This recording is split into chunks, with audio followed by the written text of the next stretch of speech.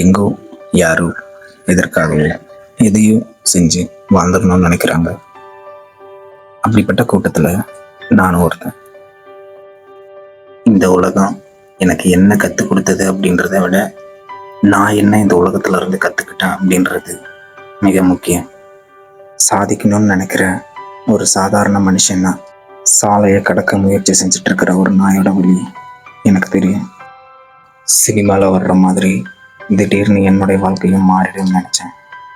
ஆனால் தூரத்தில் பெய்கிற மழையை போல எனக்கு கிடைக்க வேண்டிய வாய்ப்பும் தூரமாகவே இருக்கு. தாய் இருக்கிற வீடை தான் கோவில்னுவாங்க. ஆனால் என்னால் அந்த கோவிலுக்குள்ளே போகவே முடியலை. தந்தை அப்படின்ற மரமும் சீக்கிரமாக விழுந்துரும் அப்படின்ட்டு அவருக்கு பக்கவாதம் வரும்போது தான் எனக்கு தெரியும். ஒரு பக்கம் இதையெல்லாம் நினச்சி வேதனைப்பட்டுட்டு இருந்தேன். இன்னொரு பக்கம் என்னுடைய காதலியை நினச்சி வழியிலையும் சந்தோஷப்பட்டுட்டு இருந்தேன். அவள் கொடுத்த ஆறுதல் தான் திரும்பி வாழ வழி செஞ்சது. அடுத்த நாள் அவளை பார்க்க போனேன். கடன் வாங்கின ஷூ, கடன் வாங்கின வாட்ச், இதை எல்லாத்தையுமே சிரிச்ச முகத்தோடு எனக்கு நினச்சி கையில் ஒரு 100 ரூபாய் எடுத்துட்டு கிளம்புனேன். காத்துட்டு இருக்கிறதும் அழகானதுன்னு அன்னைக்கு தான் எனக்கு தெரிய வந்தது.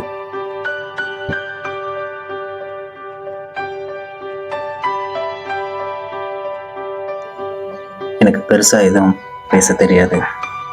இருந்தும் அவகிட்ட இதெல்லாம் பேசணும் அப்படின்ட்டு ஒரு வெக்கத்தோடையும் ஒரு பயத்தோடையும் தான் ப்ரிப்பேர் பண்ணிட்டு இருந்தேன். அவள் பக்கம் வரும்போது எல்லாமே என்னை அறியாமலே மறந்து போச்சு. ஆனால் அவள் சொன்ன வார்த்தை,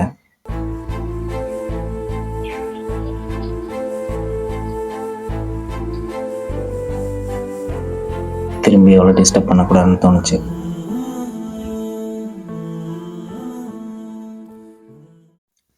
அன்னைக்கு தான் புரிய வந்தது, சாதி காதலுக்கும் எதிரானதுன்னு. அதை தொடர்ந்து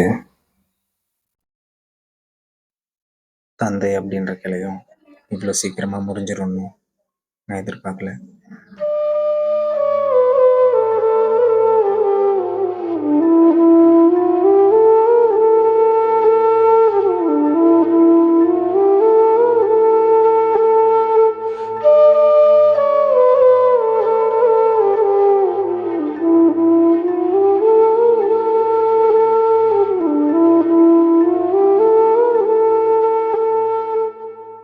இதை எல்லாத்தையும் கடந்து தனியாக இருக்கணும்னு நினச்சேன், தனியாக வாழணும்னு நினச்சேன், தனியாகவே சாகணும்னு நினச்சேன்.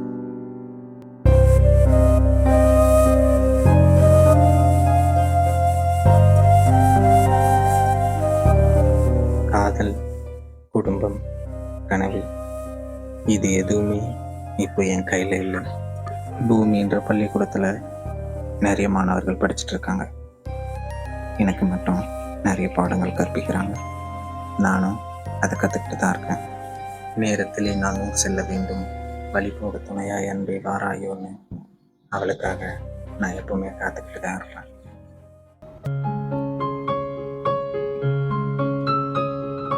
ஏனோ தெரியல, என்னுடைய மனசில் நிறைய வழிகள் நிறைஞ்சு கிடந்தாலும் டீ கடைக்கு வரும்போது மட்டும் சந்தோஷத்தை வாடகைக்கு வாங்கின மாதிரி இருக்கும். யோசித்து பார்த்ததுக்கப்புறமா தான் தெரியுது, வாழ்க்கை இன்னும் முடியலை, வாழ்ந்து காட்டுறது தான் வாழ்க்கை அப்படின்னு. வாழ்க்கையில் எவ்வளவு பிரச்சனைகள் இருந்தாலும் சரி, தூரமாக சென்று தேநீர் ஒன்று அருந்தி யோசியுங்கள், சரியாகிவிடும்.